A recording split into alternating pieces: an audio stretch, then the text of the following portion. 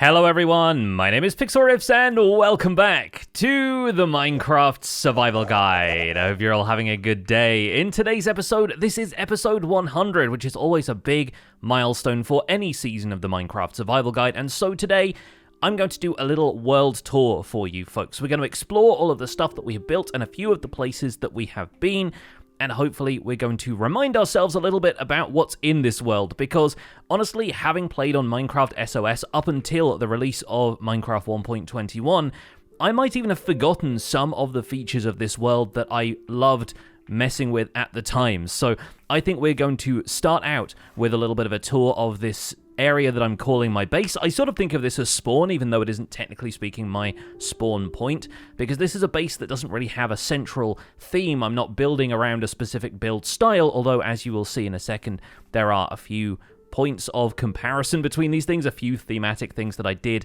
pick up and use, a couple of motifs here and there for the different builds. And then we'll explore outwards to the area that's actually spawned, to some of the farms that I have built further afield, and a couple of the places that I have visited, but not really undertaken any projects yet. We'll start, of course, right here, where the video started, in front of my starter house. Although this wasn't strictly speaking the first house I built, I did build a little wood cabin before that, but this was the first house that we really undertook as a starter build. And to be honest, I still come in here relatively frequently. I'm not using this space as often. This was just early storage. There's a few miscellaneous things in here that might actually prove a little useful. There's some prismarine shards, a little bit of food, a goat horn, and a totem of undying in here that I think we might have brought back from one of the pillager raids that we did, or might even have been from one of the woodland mansions that we raided. But the dragon egg is in here. It's by the window so that people can see it from the outside, and I do have a little bit of extra storage in here should I need it, although the majority of that has just been used for potion brewing. And I even put a potion bottle decorated pot down here just so that we could have that near the potion brewing setup when I adjusted things to make room for this hopper to make the brewing process a little more automatic. We might look into automatic brewing at some point in the near future, because I feel like I haven't done a whole lot with it, at least not in this world, and at least not yet, so there's a chance that we can look into that in future. The other thing I come here for fairly frequently is the enchanting setup up here, which usually has an anvil over there, but I think it broke the last time I used it. There are still a few things in the game that I need to enchant. People have been harping on me to re-enchant my shield after my old one broke, and I was using an unenchanted shield in the trial chamber, which is why it broke during the process of blocking all of those skeleton arrows. Down here, the basement storage has mostly been cleared out. I've got a bit of netherite scrap and gold. This is also where I keep all of the golden apples that I've gathered so far, because I don't really have anywhere else great to put them right now. There's a couple more miscellaneous things, a lot of pottery sherds, and a few other precious materials in here, along with the backup supply of music discs, some of which I think need to get transferred to my ender chest. I've also got a little bit of storage in here for miscellaneous nether things, although some of that has been cleared out at this stage because a lot of it got moved into the main storage system. But around the back here, I wanted a cellar exit. The front entrance was this big, long stone walkway leading down to the ground here that I thought maybe I should have rebuilt at some stage so it came down this way instead, but I just wanted to leave and have a nice walk down so that we could observe the view of the mountain over here, which has been this landmark of the Survival Guide world. This was one of the things that really sold me on this world seed when I was looking for world seeds at the beginning of Season 3, and I wanted to be able to step out of my front door and look at it every morning, and it's kind of nice to walk down the steps in front of the house looking at the mountain the whole time you go. But I decided in the end to attach another house to it, so it felt like the walk down the stairs wasn't quite so laborious or quite so free of landmarks. And so the other landmark on this is the smeltery, the blacksmith's house that I set up, which has gone tragically under-decorated. I don't spend a whole lot of time doing interiors typically in Minecraft worlds because I like the way things look from the outside, and I so infrequently visit the interiors of these places, except for functional stuff that happens off-camera, like throwing a bunch of stuff into these furnaces to see what they produce, which in this case seems to have been a lot of green dye for something. I'm not entirely sure what that green dye was for, but we'll probably figure it out at some stage, or if not, we'll at least stash it in the storage room so that we can use it another time. There is even a manual manual smelting area back here that I've used for occasional batches of stuff.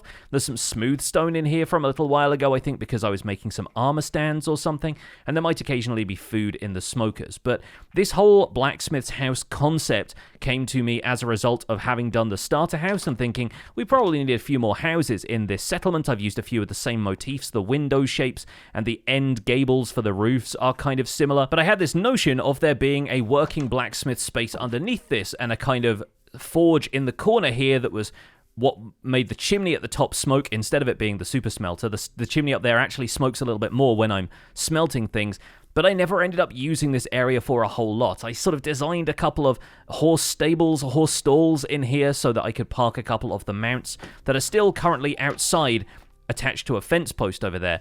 And this rabbit just seems to have taken up residence in or near the blacksmith's house, so I'm leaving that one there just to hop around, but the blacksmith's house hasn't really got as much use as I honestly hoped it would. I think a lot of the reason for that is that in any survival guide series, I tend to migrate to my storage room and end up using that as a base. So right here, we have the storage room that has become basically the hub of the survival guide world. The nether portal that I originally had up there on the hill ended up getting moved in here. There's a villager trading hall in here, and there are 128 slices of filtered storage, 32 in each wing. And those store a bunch of the stuff in the series that I expect to gather in bulk, whether it's wood types and stone types, along with all of the decorative stone and prismarine pallets over here, to nether and end blocks. This is kind of the blocks from other dimensions area, although I am considering putting in some of the trial chamber blocks in here as well. We also have over here the precious resources wing, where I've started now stashing the copper and copper grates. So we got copper bulbs and copper grates over there, alongside the lighting that's on the opposite side and all of the ore blocks. And finally, over on this wing, we have the more natural blocks and the stuff that doesn't really fit anywhere else. So all of the terrain blocks that make up different biomes, from grass and coarse dirt and podzol all the way through to mycelium and the sand and sandstone, along with terracotta. It just felt right putting bricks there as well. And then over here on this side, we have mushrooms, kelp blocks, hay bales, some of the stuff that is manufactured from natural resources, but is a little harder to get hold of. One slice here for crafting stations, although it doesn't have a whole lot of stuff in there right now. I'm going to put that crafting table back. And then snow and ice from the icy biomes, since it really fit with the natural world stuff over here. And the other thing people have been getting on my case for is this central area here and what we're going to do as a design for this. And to be honest, I've gone through several iterations of ideas for this, whether it's a glass floor that shows you there's actually going to be a floor below this, or we just get to see the beacon that way, or whether we put some sort of design over the top of this. But I think honestly my progress on this has been stalled for a couple of reasons. One being the colored material alcoves over here on this side. We've got this one that's only got the 16 shulker boxes in it, and the rest are all chests, and that's for the dyes and different colors of materials. We got one on the opposite side that has a bunch of the glazed terracotta and concrete powder and all that kind of stuff. And I don't know if I want to mirror that on the opposite side, which would turn this whole thing into more of a plus shape than a big square. But right now it's got these indentations on either side, so I can't do a big square design. I can't do like a pixel art of my character's face. It's also on an odd number, so that makes it slightly difficult to design Minecraft-themed stuff, which is so often on an even number of pixels, like the 16 pixels of a block. But we will do something about this at some stage. It's not going to remain a square of grass and stone forever. Just know that it's on my mind, and once I come up with the right solution for it, I will end up doing it in the series. But in the meantime, these alcoves have barrels storing some more precious stuff. This is mostly loot that I've gathered from various dungeons. I've got some elytra backups in here, along with some totems of undying, the banner patterns and miscellaneous stuff that we can find throughout other raids and different structures are there. And on the other side, we have the smithing templates and a few pottery sherds, along with the wolf armor that I gathered from our first video from 1.20.6. Upstairs, accessed by these soul sand bubble columns on each corner, is the villager trading hall, where I have a bunch of different types of villagers. We've got the miscellaneous ones over here in the corner that I only expected to trade with maybe one or two of.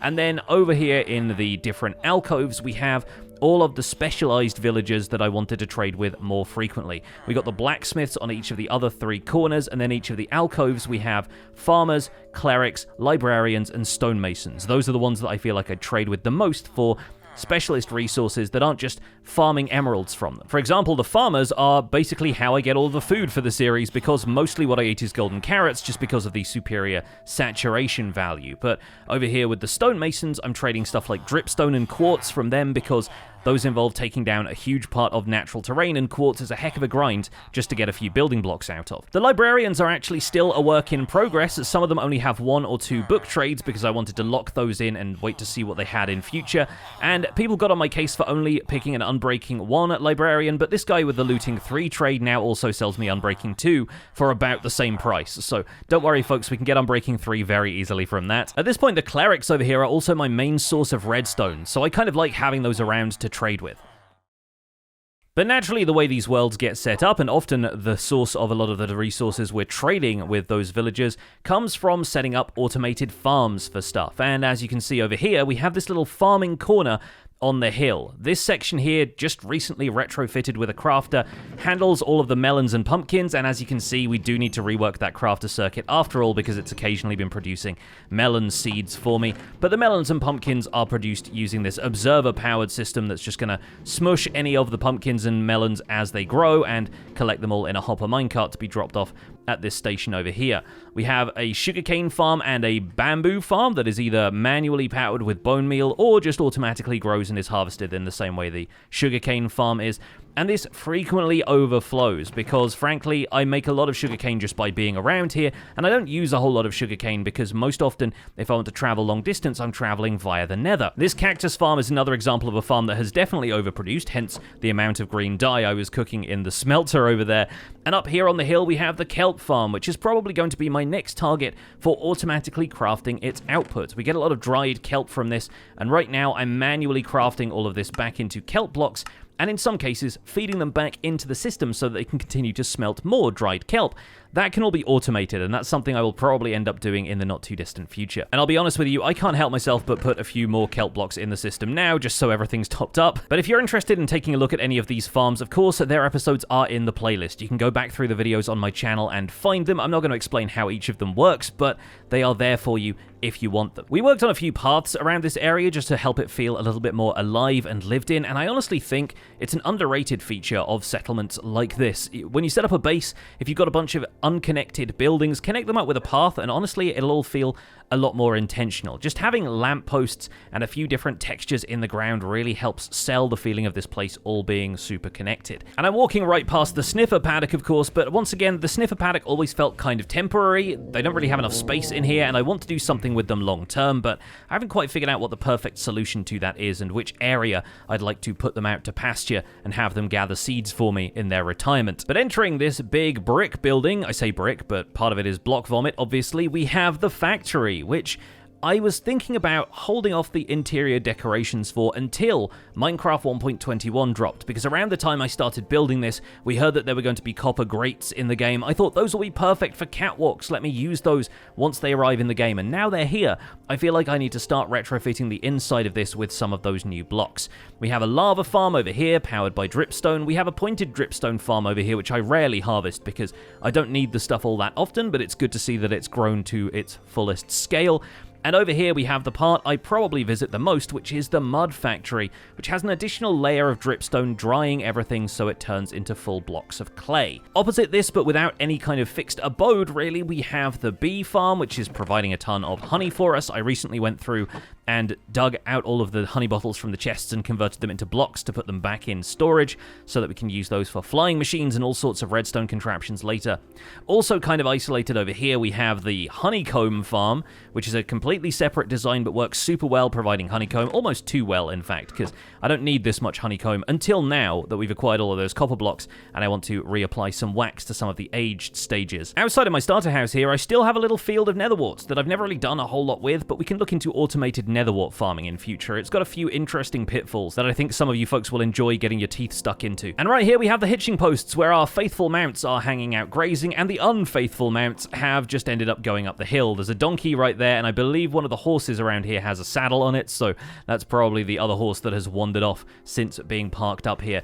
I think the reason for that is because this fence lies across a chunk border that unloads whenever I travel out to different areas, and while these two leads are okay because they're inside the border of another chunk and they both disappear at once, that one disappears while the horse is in the neighboring chunk. I think maybe when I go over to the iron farm or something, and as such the horse can wander off. The lead detaches from this drops on the ground, and the horse just decides to wander off on its own and do its own thing. The colourful range of glass over here is, of course, your first sign that this is a sheep farm. The second sign being all of the sheep. This harvests a bunch of wool from them, and I think at this point it might be close to running out of shears, because, oh, actually no, we've got about half durability on most of those, but this was established in a fairly early episode of the guide, so I'm surprised it hasn't worn itself down a little more by now. Those sheep were, of course, originally in this little sheep pen, a very straightforward thing that we set up very early in the series, along with the cow farm, and I should probably let the cows out at some stage, because I'm not eating much beef or using much leather these days, and the cows have been crowded in there for a little while. Those were all originally fed by this little starter wheat farm, which I think I might even have established before I could move water around, which is why it's at the foot of the mountain here by these waterfalls, and we grew as much wheat as we could, cramped into this little area where the crops could still stay hydrated. Likewise, we set up a few crop farms over here. These were simple 9x9 plots where we could grow each of the other crops of the game in rows, so we've got beets, carrots, and potatoes there, a lot of which ended up getting traded to the farmers in the villager trading hall when I was getting that started. Further up the waterfall here, I've done a little bit of custom terraforming, and it's a great opportunity to get inside the cave because it's just started raining. But you'll hear the telltale giggle of allays as you enter this area, and this kind of little fairy grotto cave is actually the home of my favorite pun in the world so far, the Allazy River. This is an allay capturing system that I set up a little while ago. It's not the best thing in the world, but it does the job. If we just throw a couple of blocks on the ground that the allays are looking for, use this dispenser to spit out a boat, it collects them and drops them off into this silo, which, as we look down there, we can see is actually full of allays. Those are accessed from the cave down here, where I kind of stored them like a Pez dispenser. Basically, 2 of them per boat. Break a boat if you want to bring 2 of them out, attach them to leads, bring them with you, and I brought a couple of those over to the tree farming area, which we'll go over to in a second. Back here there is a spider spawner though, so I've been tempted to use that in recent days, although I do have a better source of string in a spider farm elsewhere near an abandoned mine shaft. There's still a little bit of loot in here even that I haven't claimed, because honestly, I don't really need the redstone, the gold, or the music disc, and the rest is all rotten flesh and junk. But from the Allazy River, we can head out past the storage room, and we can take a look at the little garden area on top where I'm growing a few extra crops just for the aesthetics of the whole thing. And back here, our bamboo farm is harvesting, and that's one of the places that the allays from the river have been put to work. Over here, they are collecting bamboo for me, harvested by this automatic flying machine, and this is yet another place where I think the crafter would come in really handy, because it can grab all of the bamboo that we've been harvesting here and turn it into full blocks to prevent it getting this full up. Over here on the other side of the valley, it's not the nicest place to go on a rainy day like this one, but we have my manual tree farm where, oh, if I can get up into the air, you'll be able to see all of the different plots where we're growing the different types of trees. Mangrove over here on the mud where the muddy roots can spread. We have warped and crimson nylium over here for growing the warped and crimson fungi. We have a little mycelium plot here because it's thematic with cherries, but most of the rest of these are all dirt and dirt paths so that we can grow the saplings in designated plots. These all feed down in these terracotta water streams, kind of like a little garden water feature that leads to an automatic shulker box loader that loads all of the wood types into an individual shulker box per wood type, and those get spat out into this barrel when I've gathered enough of them. I chop wood pretty regularly on my Twitch live streams, so you'll sometimes find me working on a Chop-In Tuesday project where I'm gathering a specific type of wood and hoping for a shulker box to pop up there. We can always hop down into this and grab some directly from the boxes if we need it at short notice. But all of this tree farm setup is actually relatively close to a much earlier project in the world. This is the lake where I ended up building a fisherman's hut when we were doing our early fishing trips here in order to acquire some resources, and it looks like a pirate has actually claimed one of my fishing boats. A pillager captain has somehow ended up in there. Goodness knows how, because I wasn't looking to preserve a pillager captain. I don't think I captured that one myself. I think they might have just waded out across here whilst I was doing some tree farming, and coincidentally, the captain has got caught in the boat. Well, that's useful if we ever want an ominous bottle at short notice as well. Since we are on our way to spawn, we'll head over there, but I should probably stop by this white pillar sticking out of the mountain suspiciously. This right here is the entrance to my amethyst geode farm, which never got any more complex than just having a single water source leading down to these ladders. Down here at the bottom, we will find this pool where we've completely excavated an amethyst geode just to reveal all the budding amethyst and allow it to grow on all of those sides so we can harvest the amethyst clusters. For tinted glass, calibrated skulk sensors, spy glasses if we want to craft more of those, any amount amount of uses for these, plus the crystals themselves give off a little bit of light and make for some good decoration. And I would have an allay down here helping me with this, but I think I took the allay back home after using it here because it was just having trouble staying inside this space and not following me up the ladder. In future, we might explore other farm designs for amethyst geodes because there are a couple of useful ones that we can try instead of the allay-powered method or manually collecting them. But on our way out of that, we get to see spawn over here in the distance where I don't actually have too much stuff built. We have the iron farm over here, and I was always considering designing something a little more complex around the iron farm, but both the spawn-proofing necessity here, making sure that it didn't spawn any iron golems on any solid blocks, and the fact that this was a very functional farm that I wasn't going to see all that often, in the end I decided not to bother. We might come back and redevelop this area a little bit more later on, and if it doesn't spawn any iron golems right now, it's probably because I slept too early when the last night arrived and the villagers didn't get any chance to sleep. But it could also be because the spawn chunks in my world have changed. This block right here is the block that my compass points to. This is the coordinate at which we spawned in, give or take a few extra blocks of variance on either side, but I'm not certain if that is technically the center of the spawn chunks or if the spawn chunks begin at the 0, 0 coordinate, because if they do, we might have to look into relocating this farm. The spawn chunks were shrunk in a recent update to Minecraft. I think it might have come in with 1.21, but it might have been in one of the dot releases for Minecraft 1.20, and I think the reason for that is mainly a performance thing, because otherwise a large area of the world stays loaded unnecessarily. Players typically only build stuff like an iron farm at spawn because most of the time, if you're elsewhere, other farms aren't going to work because they rely on random tick distance around the player or mob spawning distance around the player. But that means the iron farm might not have been producing as much as it otherwise would because the area of the spawn chunks has shrunk to a much smaller space. We do have a storage system in here which now has an automatic crafter hooked up to it, and it doesn't look like it's been producing a whole lot of iron in my absence, so there is a chance we will have to relocate this whole setup, or alternatively use a command to expand the area of the spawn chunks, because it wasn't really a performance concern for me loading up this world before. Either way, the farm design has not broken in the recent updates, because when the villagers get a chance to sleep at night, you'll find that they start spawning iron golems pretty much straight away. Out here in the ocean, the mob farm looms its ugly head, and I do mean ugly. These things always end up looking like a bit of an eyesore if you build them purely for the technical side of things. If you want to decorate stuff like this, it usually works out okay, but for the overall height map of the chunk, people don't typically decorate these all that much. But it does sound like it's still producing stuff, even though we're not AFKing at the usual spot up there in the sky. We've got a ton of bones, string, rotten flesh. There would normally be arrows and gunpowder in this as well, but I think I cleared those out relatively recently. And once again, this is a great spot where we could hook up a crafter to automatically turn these bones into bone meal and then into bone blocks for storage. We could even start a sugarcane farm over here somewhere and have the gunpowder automatically crafted into firework rockets, since that's one of the only things I expect I'll be using it for,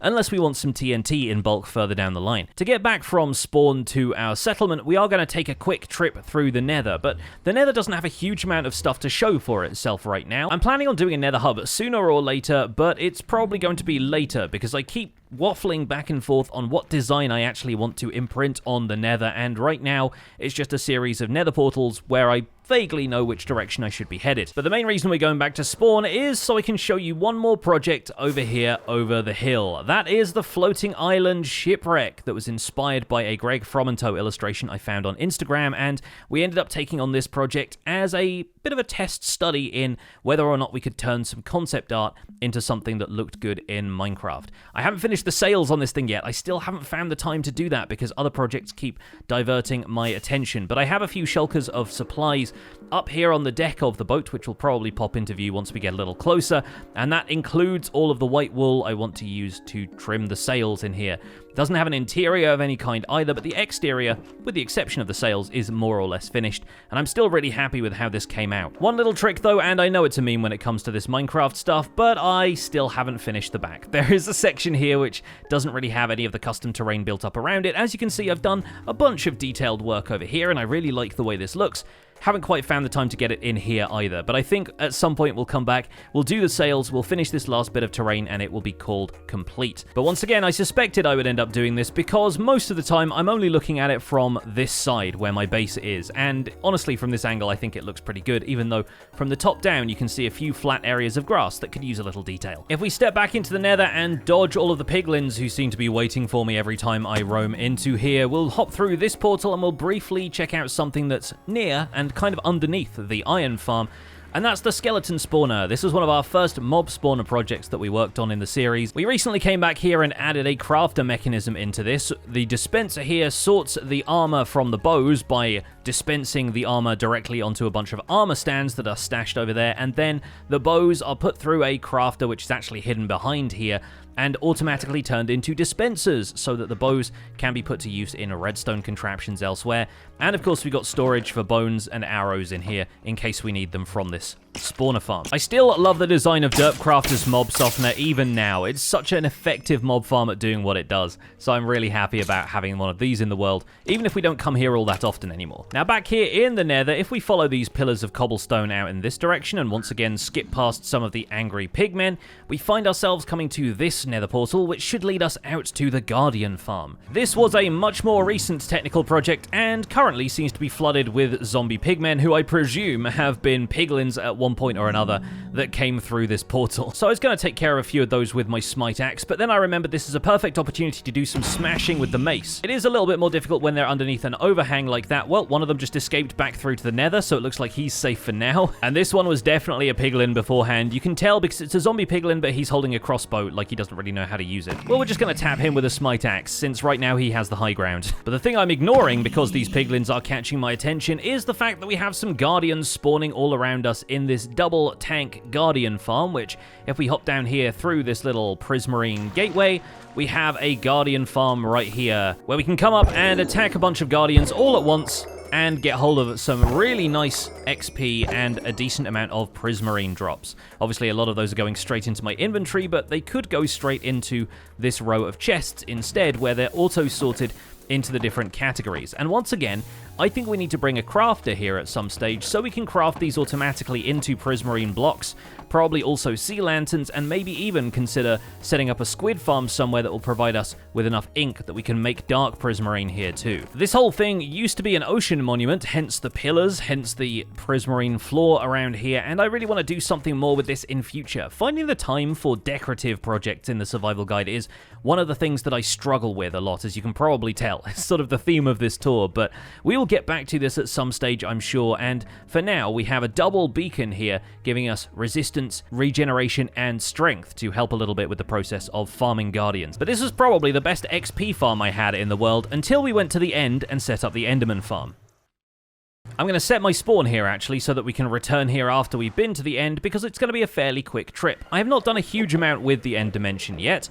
Centrally in the island we have the bedrock portal, which has served as both a wither killing chamber and more recently an automatic wither rose farm, where I've used snow golems to generate wither roses. That's an ENX04 design that I built a couple of times. But in the opposite direction from the end portal, extending out into the void there, we have the platform of Nembon's Ender Mini Enderman farm, which is still my favorite Enderman farm that I've ever built, and probably the only one I will ever build since it's so fast at generating the mobs. And aside from that, I've been through 2 end gateways here on the island, but I don't think I've fought the Ender Dragon more than twice in this world yet. So once again, that's something I would love to do, especially if we can end up smashing it with the mace now. So back here at the stronghold, we're going to return to the nether, and for once, we're going to stay in the nether, because this leads out to another project that we've worked on fairly recently. Once upon a time, this was a very active Soul Sand Valley nether fortress, but of course, more recently, it has been transformed into a wither skeleton farm.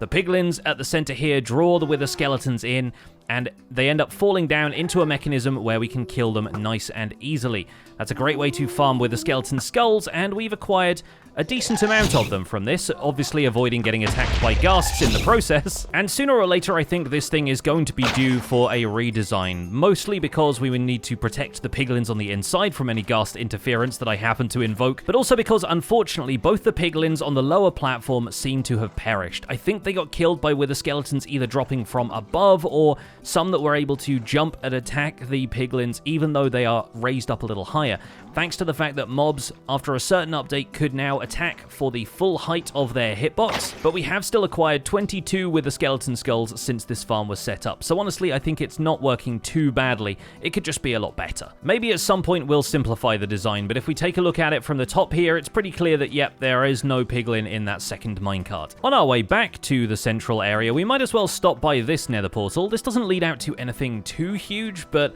this is where the Savannah village is. The whole thing is ringed with a perimeter fence, which is pretty easy for a player to jump, but quite difficult for anything else to. Unless you're a frog, a goat, or a camel, anyway. So this is where we started trading with villagers. We have our little cartographer corner over here so that I can acquire more trial chamber maps, and just nearby is the trial chamber that we broke down a couple of episodes ago to acquire all of the blocks. But much as it's a shame to let these villagers all camp out under the stars every night, I like the fact that the villagers can roam free in the daytime and have meetings and stuff instead of being set up in a villager trading hall. Trading halls are really convenient, but there's something about bringing a bit of life into Minecraft that makes villagers kind of fun to work with. And sooner or later, when we have to complete the advancement for taming all of the cats, we're definitely going to come back and rescue this fella, who's currently living his best life amongst the villagers, but we can also find them a home slightly closer to our settlements. In terms of actual project areas, this is probably the furthest south I've been in this world for one of these, but we need to head north to put a cap on this tour, because out here through this basalt delta biome is a nether portal I still need to fly to and occasionally forget my directions. But it should be resting on top of these pillars over here. Here we go. Well, this one here leads into the Mushroom Island, which is an area I've not done a whole lot with yet, but we gathered our first mycelium from here, and I also decided to use the perimeter of the Mushroom Island. With such a large landmass of spawn-proof area nearby, this was going to be the ideal site for a slime farm. So this chunk here has been dug out all the way down to nearly bedrock, and a bunch of platforms were built up in it so that it could spawn slimes. There's a pillar here that leads down to our AFK point, a bubble column that leads back up, and of course, if we step back through to the nether, we'll find the access point for our slime farm, which we can drop down here onto a block of powdered snow below a moss carpet. That makes for a perfect landing crash pad.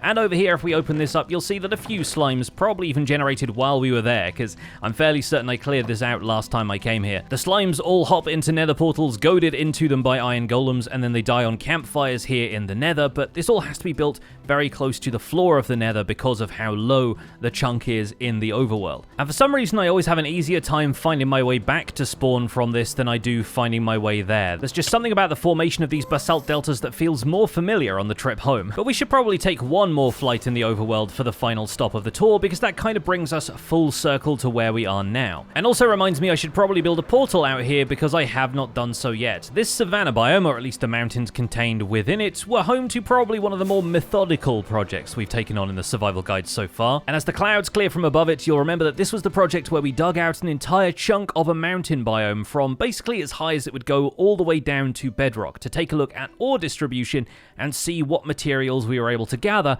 from a single chunk. I still didn't find any deep slate emerald ore. The search continues, but there's a few more emerald ores just kind of tucked away in the walls of this, and of course this led down to another ancient city, which eventually we ended up raiding in its entirety, looking for more loot and the ancient city experience. And it takes a lot of rockets to get out of this hole, let me tell you, but that's not actually why I've returned here today, because coincidentally, one of our much more recent projects was also hosted somewhere nearby. I believe if I dive down into this cave, we should find some torches leading the way to a staircase, and yes, this is the trial chamber. Not the one that we just took down for blocks, but the other one, the one that I'm actually planning on doing a bunch of farming projects with around the trial spawners and potentially grab some more ominous keys from so that we can take them to other trial chambers. And this was really the most recent major thing that I've done in this world, was track down some of these trial chambers and see what we could get out of them. And that is where we're going to leave the tour for today. I think we've covered basically everything that I've done that wasn't just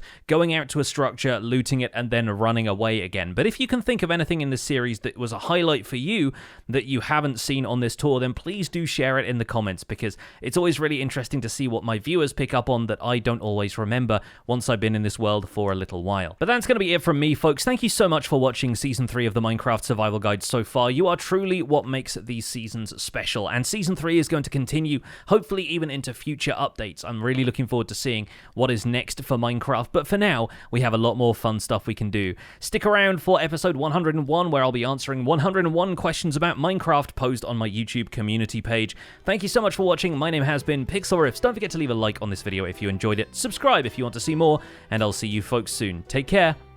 Bye for now.